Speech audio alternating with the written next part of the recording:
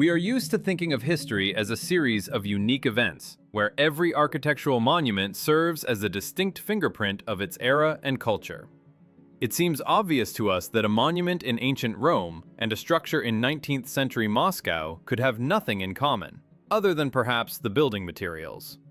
However, if you simply strip away the familiar city names, erase the dates from the plaques, and look at the forms themselves, a frightening picture emerges. Our planet is literally littered with clones of the exact same object.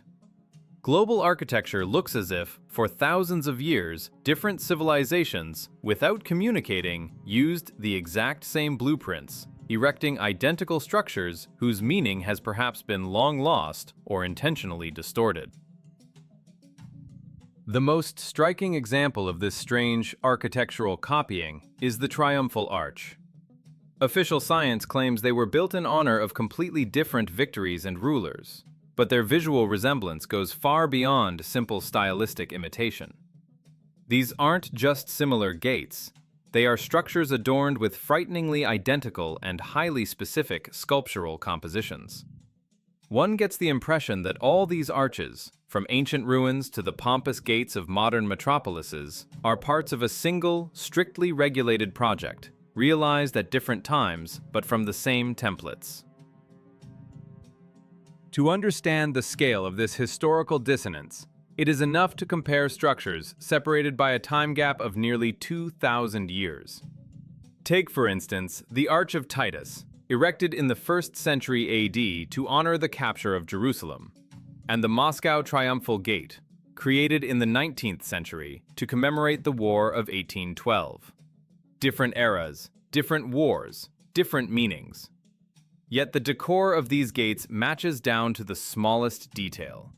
On both monuments, we see images of winged women and, strangest of all, a very specific motif: a man standing before a giant snail.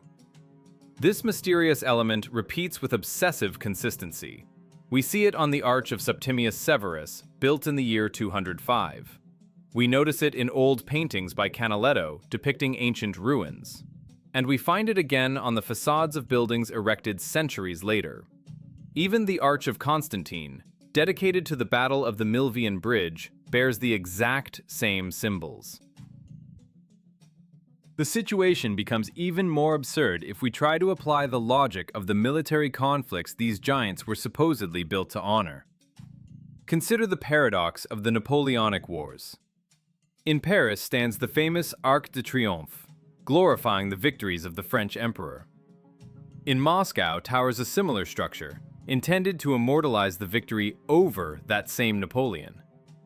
It would be logical to assume that monuments for the victors and the defeated should differ radically, carrying different symbolism and emotional charge. But in reality, we see practically identical twins, the same shape, the same winged figures, the same decorative elements. The result is an inexplicable picture. Whether the emperor lost the war or won it, whether the arch is built in his honor or against him, the result is always the same. The architectural code remains unchanged, as if real historical events influenced the appearance of these structures not at all. The geography of this phenomenon is not limited to Europe. In New York, at the end of the 19th century, an arch appeared with the same set of sculptures. Madrid, Paris, Moscow, Rome, everywhere we observed the same stone stage decorations. This forces us to doubt the official version of the purpose of these gates. Perhaps their true function is not to serve as a memory of human battles at all. Among all the repeating elements, there is one that causes the most bewilderment upon detailed examination: the images of armor. On the Porte Saint-Denis in Paris, built under Louis XIV, and on similar structures in Moscow, sculptors reproduced empty armor with maniacal precision. But this isn't just protection.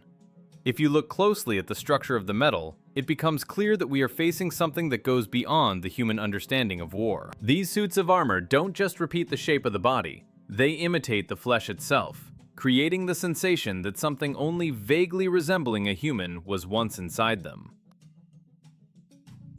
Diving deeper into this chronological maze, we encounter facts that official historiography prefers to write off as stylistic continuity or banal imitation of antiquity. However, upon careful analysis, this version crumbles to dust. Consider the temporal abyss separating two seemingly unrelated eras. On one side, ancient Rome of the 1st century AD, a time of legionnaires, gladius swords, and pagan cults. On the other, 19th century Russia, an era of gunpowder, artillery, and a completely different world order. The difference is nearly 2,000 years. Over such a colossal span of time, languages change, nations disappear, religions and construction technologies transform. But if we place the architectural projects of that time alongside their modern implications, we see not evolution, but frightening stagnation, or, more likely, the blind copying of an unknown original. The Arch of Titus, erected in 82 AD, is officially a monument to the brutal suppression of the Jewish revolt and the destruction of the Temple in Jerusalem. It is a monument to Rome's imperial power. Let's fast forward millennia to Moscow. The Moscow Triumphal Gate, designed in the 19th century, is dedicated to the expulsion of Napoleonic troops. Seemingly a completely different context. A war of liberation, defense of the fatherland. But why then do the decorative elements of these two structures coincide down to the stroke? The sculptural groups adorning them are practically identical. We see the same winged women, usually called goddesses of victory, but their poses, attributes, and placement on the facade follow some single rigid standard that allows for no deviation. Particular bewilderment is caused by one specific, almost surreal element that stubbornly migrates from century to century, ignoring changes in culture and regime. This is the image of a man standing before a giant snail. In the context of military glory, triumph, and valor, a snail seems an absolutely alien, ridiculous symbol. What relation does a mollusk have to the capture of Jerusalem by Titus's legions? And even more so, how is this image connected to the Battle of Borodino or the Fire of Moscow in 1812? Nevertheless, this mysterious subject is reproduced with photographic precision on both the Roman original and its Moscow descendant. This makes one wonder. Perhaps the architects of the 19th century were not simply inspired by antiquity, but were fulfilling a strict technical assignment, the meaning of which was not fully clear even to them. They were copying symbols whose meaning likely belongs to a completely different reality, having nothing in common with either the Romans or the Russian army. This pattern is traced not only in the example of two arches. If we look at the Arch of Septimius Severus, built in the year 205 to honor victories over Parthia, we again discover familiar silhouettes. Emperor Constantine, erecting his monument in the year 315 after winning a civil war, also did not change the design approved by someone else. Again, winged figures. Again, the same compositional solutions. Even in the paintings of the famous Vedutista Giovanni Antonio Canaletto, known for his detailed recording of cityscapes, one can discern ancient ruins with absolutely identical bas-reliefs. The woman with wings and the man before the snail. This is a sort of watermark, a stamp placed on structures all over the world and throughout all times. It is impossible to believe that such unification is the fruit of chance or simple fashion. Fashion is changeable. It is capricious, and rarely lives longer than a century. Here, however, we see an unshakable canon that has existed for 2 millennia. It looks like strict adherence to a single hidden standard, as if there were some global design institute sending blueprints to different corners of the planet in different eras. Masons and sculptors changed, empires collapsed and arose anew, but someone, or something, forced people to erect these strange portals in an unchanging form, preserving every, even the most absurd, element of decor. If we were only talking about the external form, the archway and columns, this could still be attributed to architectural tradition. But the identity of small symbolic details, like this inexplicable man with the snail, points to something greater. It resembles a cargo cult, where the external form is reproduced perfectly, but the internal content and purpose of the object remain a mystery to the builders.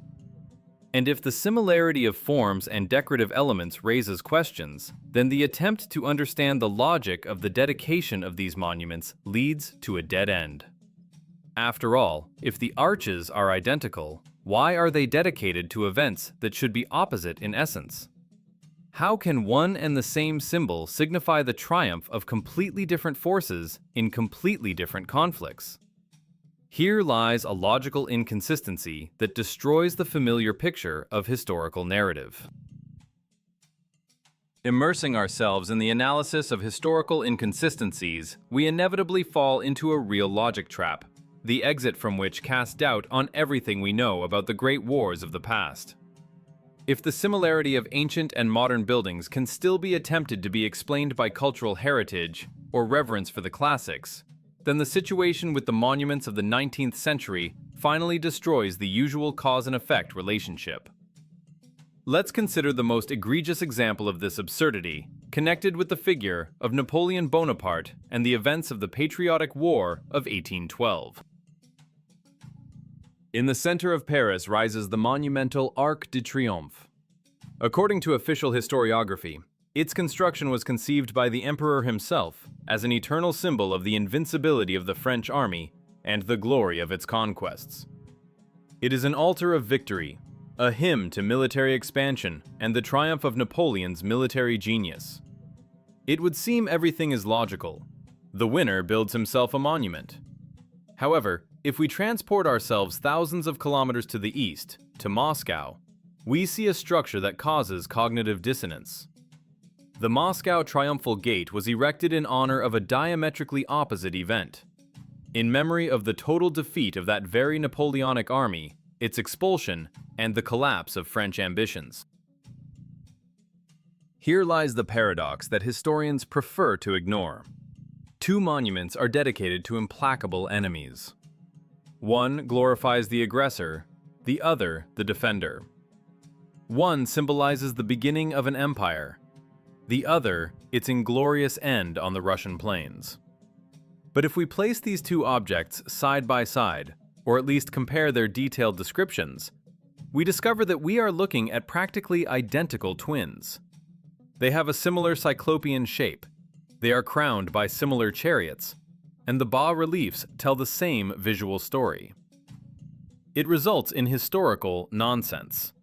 Both the triumphator and the loser are immortalized in exactly the same way, using the same architectural code. Imagine a situation in the modern world where two warring countries, after the end of a brutal conflict, install absolutely identical monuments in their main squares. It would look like a mockery of common sense. After all, a victory monument should demonstrate the superiority of one side over the other, the humiliation of the enemy, or the heroic feat of one's own soldiers.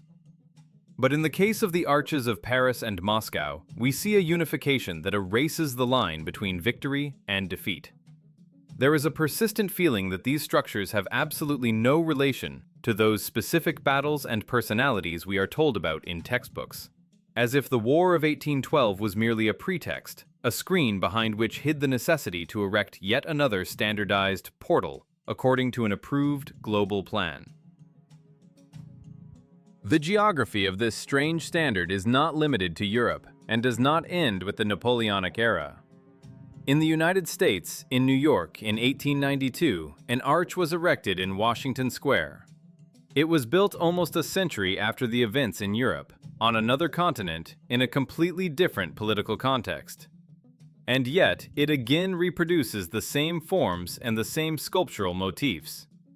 This confirms the guess that triumphal arches are not monuments to specific people or events. They are, perhaps, markers of presence, functional structures, or cult objects of a single civilization, for which borders of states in our understanding did not exist. We look at these majestic gates and try to read their history through the prism of wars known to us. But we are likely making a fundamental translation error. The language of symbols spoken by these stones is much more complex and darker. If we discard the imposed names and dates, only the bare form and frightening details remain, which cannot be explained by artistic fiction.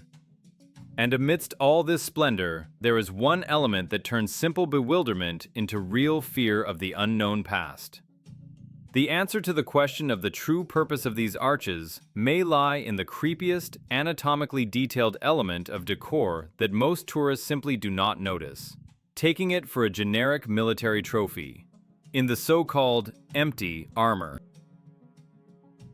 Peering into the details of the Porte Saint-Denis in Paris, built in 1672 by order of Louis XIV, the researcher encounters an inexplicable phenomenon that, upon superficial inspection, is easy to mistake for a sculptor's ordinary whim. However, upon detailed study of the so-called trophies adorning the facade, a picture opens up that causes shock. We see a pile of armor, but these are not the plates one might meet in museums of knighthood, or in engravings depicting real battles of the past. Before us is not protective ammunition intended to deflect the blow of a sword or spear. Before us is a frighteningly realistic imitation of the naked human body, frozen in metal. Traditional combat armor was always created with functionality in mind. Its surfaces had to be as smooth and streamlined as possible, so that an enemy's blade would slide off without harming the warrior. Any extra relief, any depression or protrusion on the cuirass is a death trap, a place where an arrow point or axe blade can catch, piercing the defense. But what we observe on the Porte Saint-Denis, as well as on similar bas-reliefs in Moscow, completely ignores the laws of survival in battle. The smiths who created these images forged anatomical details of soft tissues into the metal with maniacal persistence. On these strange cuirasses, the outlines of pectoral muscles, the relief of abdominal muscles, and, most amazingly, the natural bulge of the belly are clearly visible. Why would anyone need to create armor that copies physical flaws or the features of a specific physique? It looks as if the master was trying to create not an external protective shell, but a second skin. The metal here behaves like elastic fabric, fitting the invisible owner so tightly that every anatomical detail shows through. We even see belly buttons and hints of rib cages. This is not armor. This is a cast of living flesh, translated into bronze and stone.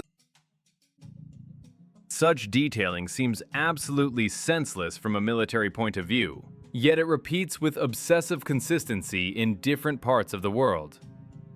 If we transport ourselves from 17th century Paris to Moscow to the Borodinsky Bridge or the Triumphal Gate, we find exactly the same empty shells. They stand, preserving volume and form, but there is no one inside them. It creates the eerie impression that these suits were created not to protect a human from an external threat, but to completely imitate his appearance. It is like a complex technological spacesuit, the main task of which was camouflage. The idea that this is simply an artistic device intended to show the beauty of the human body through armor does not hold up to scrutiny. Ancient sculptors depicted either nude athletes or warriors in functional armor. Here we see a hybrid, a chimera, a metal body. Why reproduce the vulnerability of a soft belly in hard, cold material? The only logical explanation that comes to mind when seeing these empty people is that the function of these items was far more sinister than simple parade uniform. It looks like a suit designed so that the creature inside could pass for a human, hiding its true nature under a perfect copy of a human torso. We look at these empty, yet so alive suits of armor, and begin to feel a chill down our spine. They resemble the shed skin of a reptile or the abandoned exoskeleton of an insect. The sculptures seem to have captured the moment when the owner left his shell, leaving us only a perfect mold of the human form. And here, at the intersection of architecture and biology, arises the maddest yet most intriguing question. If these suits with their muscles and bellies were not intended to protect humans in battle, then for whom were they created? Who was the wearer that needed to imitate the human appearance so carefully, down to the smallest detail, hiding inside a metal casing? Here we approach a hypothesis capable of overturning the understanding of our history. Perhaps these arches and their decor are evidence of the existence and, possibly, conflict with a completely different form of life. If we accept the hypothesis that the anatomical accuracy of these metal objects is not the whim of a mad artist, but dictated by purely utilitarian necessity, we come to a stunning conclusion. Before us are not means of protection, but means of camouflage. This is technologically complex camouflage created to hide the true appearance of whoever is inside.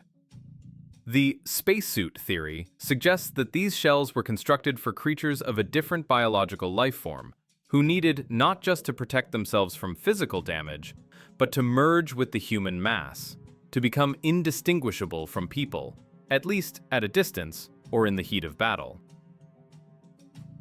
The logic here is simple and terrifying. A human has no need to wear armor imitating a naked torso with a navel and muscles because, under the metal, he already has a human body. For a human, armor is a second layer, a functional barrier.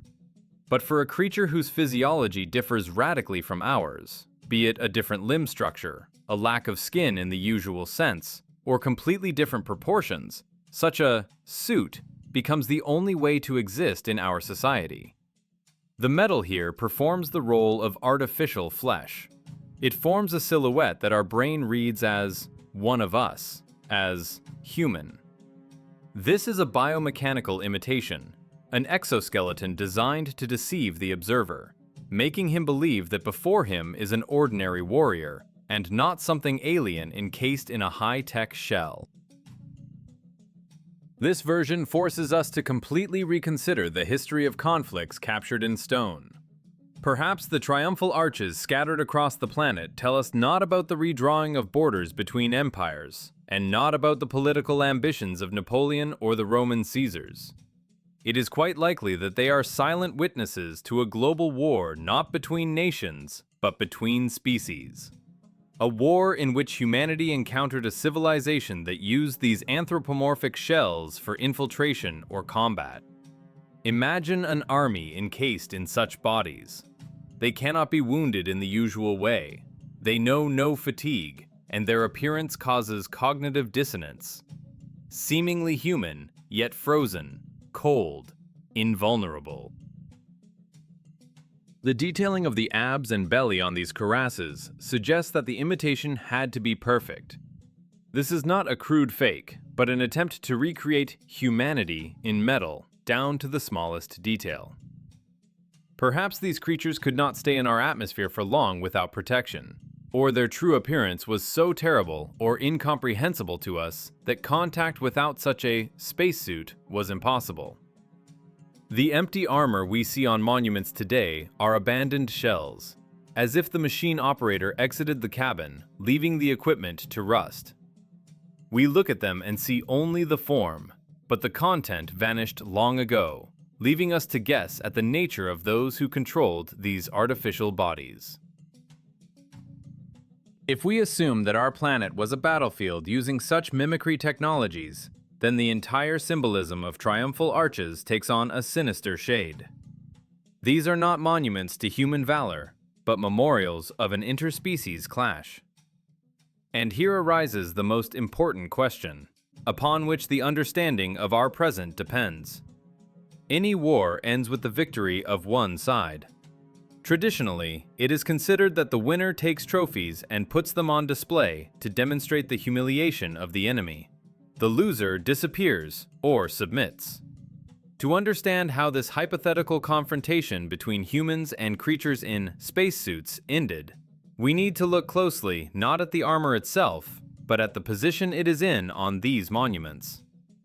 Body language, or in this case, the language of the arrangement of empty shells, can tell us much more about the finale of this drama than any history textbooks. The pose in which these metal ghosts are frozen is the key to solving the riddle of who actually dictates the rules of the game in our world.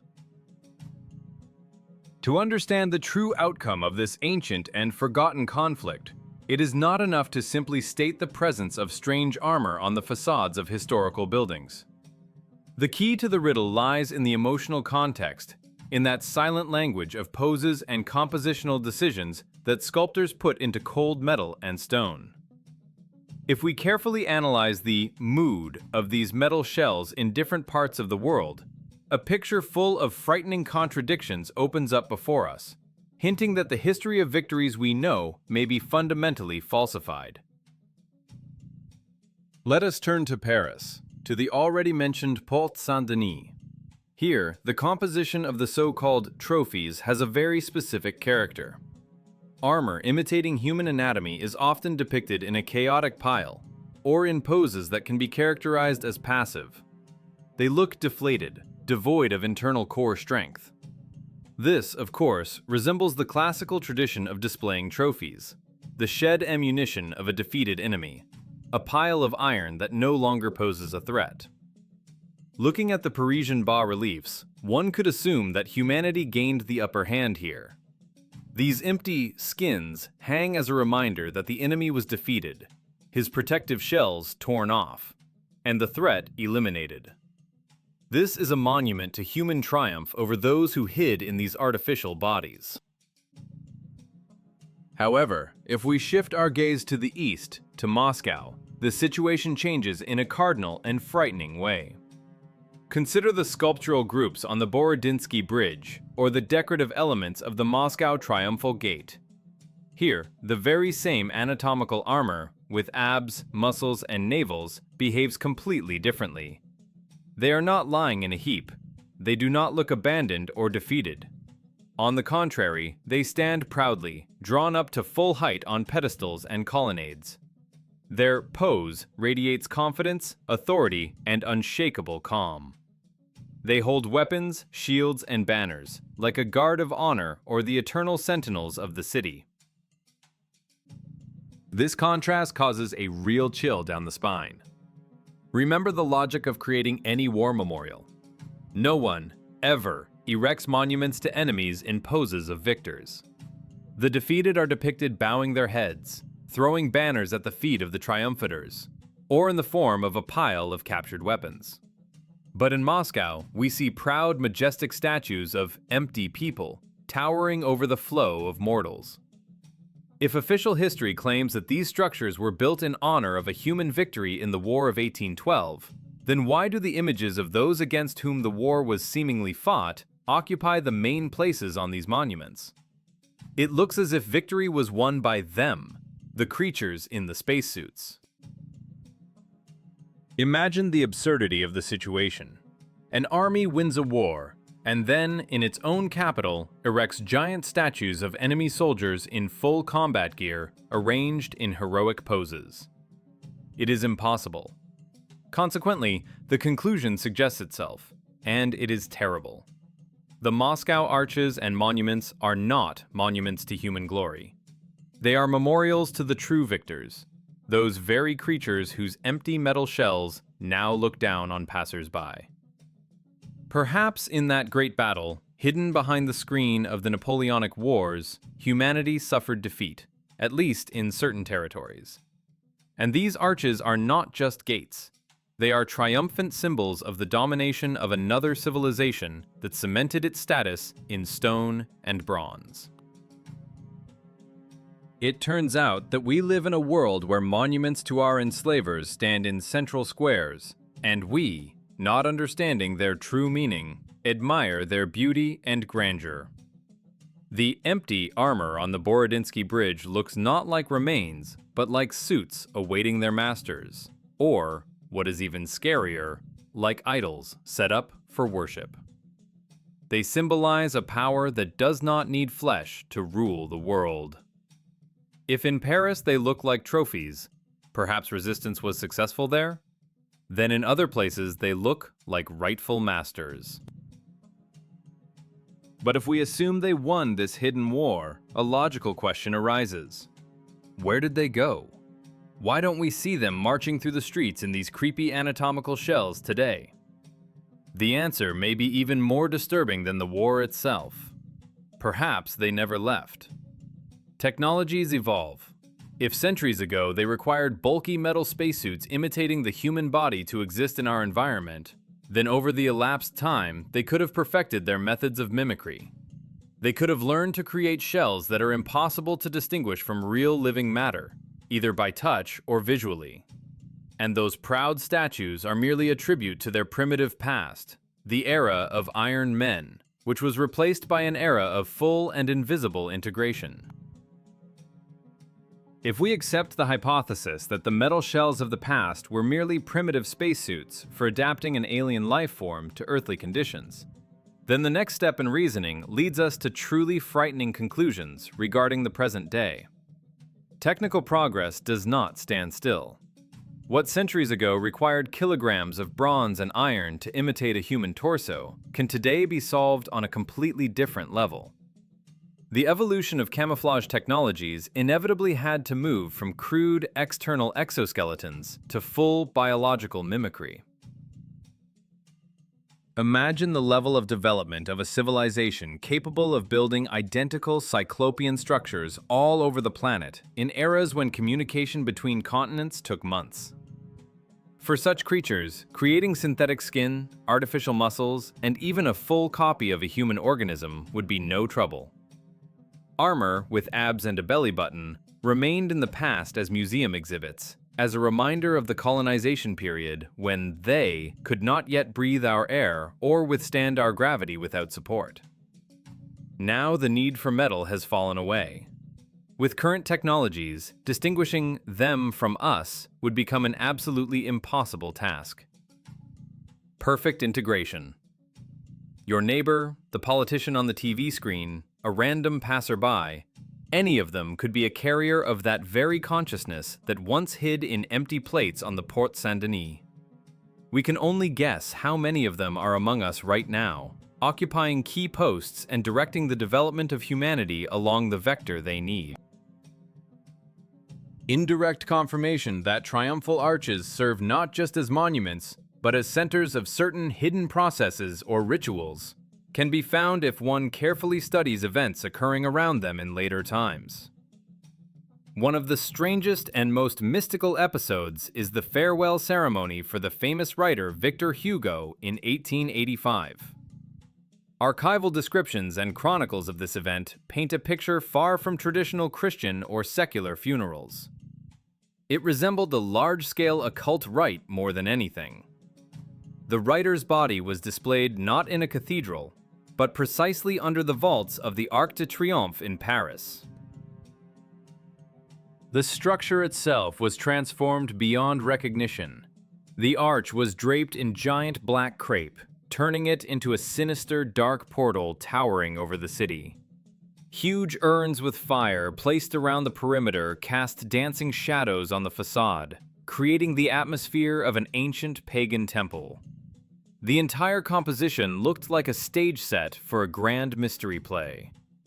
Why place a writer, a humanist, a man of the word in the center of a militaristic structure dedicated, as we are told, to the military victories of Napoleon?